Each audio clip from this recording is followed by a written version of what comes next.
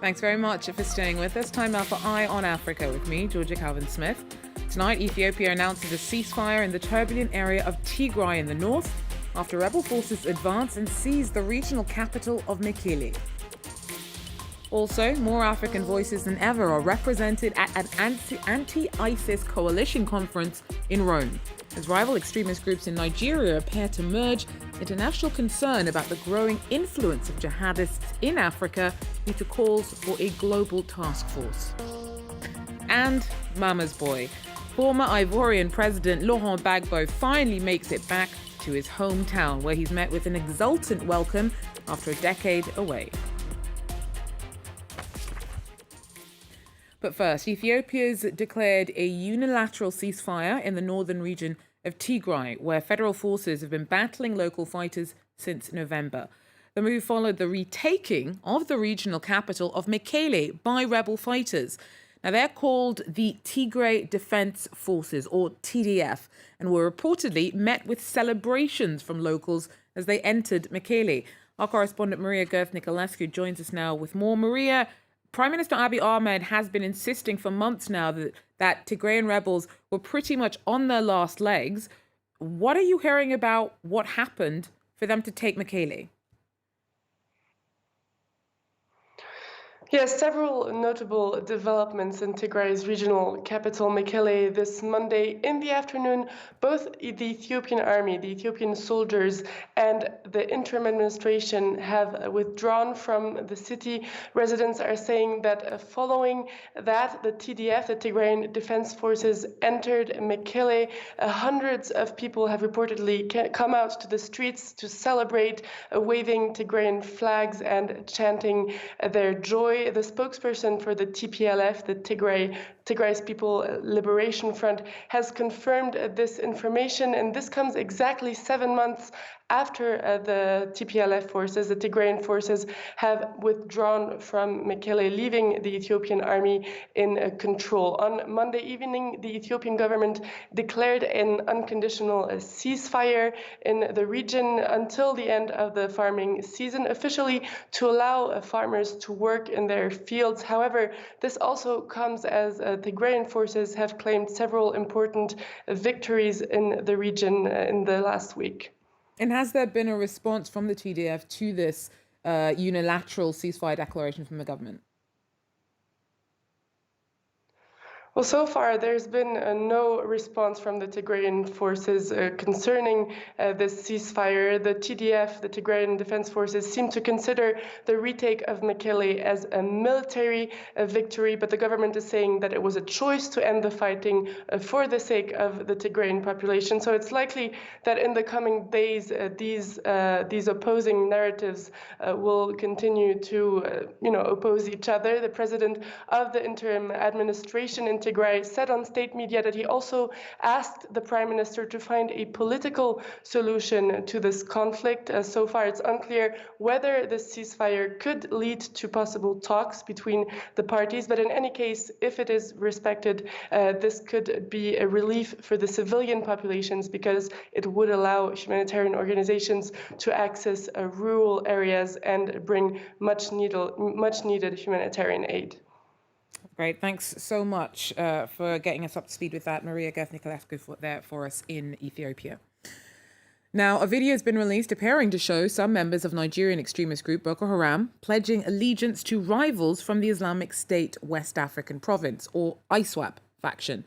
It's a worrying development, as it could suggest that Iswap's gaining control over extremists operating in northeastern Nigeria. However, some analysts are skeptical of the footage, saying that it is convenient propaganda. Sam Olukoya tells us more. The reunion between the two jihadist groups is like a case of two enemies coming together to fight a common enemy. A reunion between Boko Haram and Iswap will enable Iswap, as the senior partner, take control of large territories currently controlled by Boko Haram. Boko Haram controls large territories in Adamawa and Borno states. Iswap is noted for carrying out deadly attacks against the Nigerian military in areas it controls. It is likely to use this same technique if it takes over territories currently controlled by Boko Haram. Another common Iswap technique is to recruit massively from local communities. Iswap is said to use food and money to convince local communities to assist it or to join it. Iswap has also been telling local communities it is fighting for their religious rights. If Iswap takes its propaganda to areas currently controlled by Boko Haram, it is likely to win a lot of converts who will either fight for it who will either assist it as fighters or as spies. Many successful Iswap attacks had been carried out in its territory as a result of valuable information it got from within local communities. But the alliance between the two groups may not be that straightforward. It is possible that there are elements in Boko Haram who will not be happy about the reunion with Iswap. Such elements are likely to form splinter groups. If such splinter groups emerge, it could be fresh problems for Nigeria in its fights against insurgency. Samuel Okoye there for us. Now, as well as Nigeria, IS has recently claimed gains in the Sahel, Mozambique, and DR Congo. The advance of terror groups in Africa was at the heart of an anti-ISIS security meeting in Rome on Monday. Representatives from more than 60 countries met to analyze the threat of Islamic State militants on the continent. The US has said that it supports Italian calls to set up an international task force, though it's not clear yet what that would do specifically. However, for more on this, I'm joined by Dr. Akinola Oloja from the Institute for Security Studies in Dakar. Doctor, thanks so much for speaking to me. Now, it's the first time that we've seen so much African participation in the anti-ISIS coalition. Do you think that the Rome conference is likely to make much of a difference in how the continent's tackling extremism? No, thank you for having me. On the one hand, these conferences or these high-level meetings, they tend to bring together a diverse range of stakeholders, leaders from various countries, and it's also about discussing what has unfolded in recent times, but also about trying to share lessons across countries, which is very key for the approaches that will be adopted or reinforced. On the other hand, I think it's actually time that we go beyond the talking. So while these meetings enable a context where discussions can hold, it's also important to actually begin to implement with a sense of urgency the components, the pillars of all the existing strategies that are already in place in countries and also at the regional level. So it's my hope that these events, or at least the recent one in Rome, what would have been brought to the table would not just be, the discussions about the problems. A lot has been done already about unveiling the problems, but also about specific ways and strategies that can be reinforced in terms of addressing the problem. Now, when we're talking about the problem itself, Africa has been dealing with, from Boko Haram to Al-Shabaab, it's been dealing with the jihadist problem for a good long while now. We heard there that it looks like maybe Iswap and Boko Haram are merging now. Do you think that the problem of extremism in Africa is getting worse? That's a tricky question. I think on the one hand, we're seeing a spread, of course, in the last couple of years of, the franchise or the affiliates of ISIS or Daesh. The case of the Islamic State West Africa province in the Lake Chad Basin countries. We're looking at the Islamic State in the Greater Sahara affecting countries like Mali, Niger, Burkina Faso. We're looking at the Islamic State in Somalia, closer to Puntland. We're looking at, even the recent alliegance or, calls or claims by ISIS of what is going on in Mozambique and even in the DRC to some extent. So I think when we look at it that way in terms of the affiliates, it does show a certain degree of the spread of the influence of ISIS. But I think we need to be cautious here. There is also the element of propaganda by these groups. So just before we got talking, there's been a lot of airtime given to this story about the unification of Iswap and Boko Haram, and how that can sort of consolidate the influence of the group. But then I think there is propaganda also at play somewhere there. So we need to bear that in mind and find ways to counter that propaganda while still focusing on the military, but also focusing on communities and engaging community actors in trying to address the problem. Now, are there any aspects of the problems of tackling jihadism on the continent that you'd like to take up more space in the conversations looking towards solutions to this? Okay, that's a good question. For instance, the meeting that's been convened in Italy, and I imagine other meetings and summits, events, around these issues.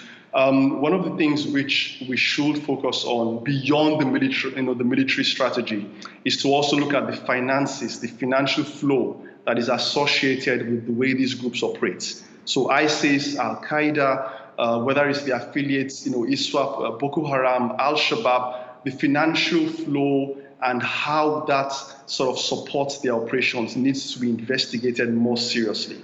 Now, we also need to engage, like I mentioned, the local community actors, the religious entities and leaders, religious groups in the affected countries in terms of how they can also help the strategies in terms of maybe countering the ideology of these groups, how they can also have, the governance gaps affecting them addressed, because that's a very key aspect of this. The vulnerability that affects these communities needs to be addressed urgently.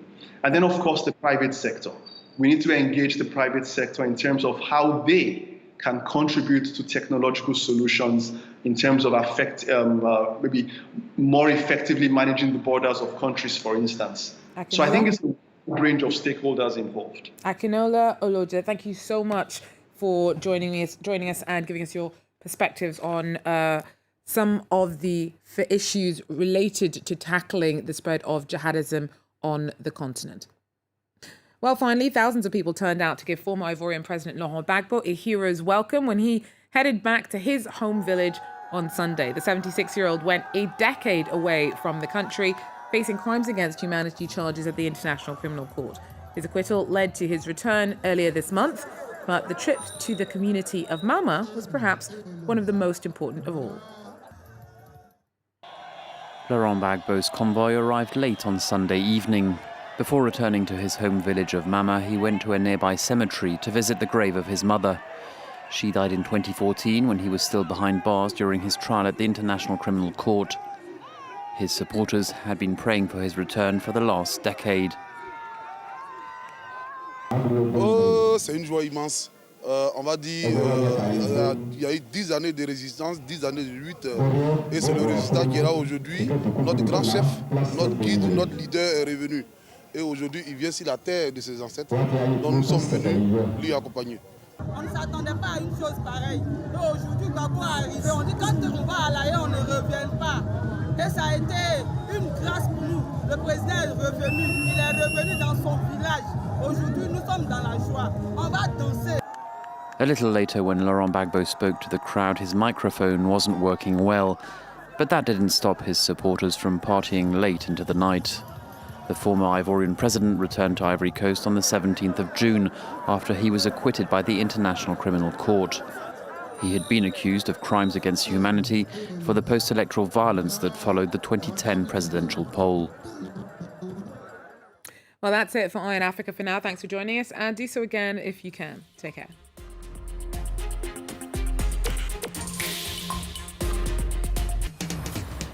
Bienvenue à Paris. The French capital has been an object of fascination for centuries, and it's one of the most visited cities in the world. And what's not to love? By day or by night, it's a beautiful city full of towering monuments, inspiring museums, and romantic cafes. And yet tourists often say Paris would be so nice if it weren't for the Parisians. So where does the bad reputation come from? Join us as we turn the spotlight on the City of Light and its peculiar inhabitants, les Parisiens. French Connections on France 24 and France24.com.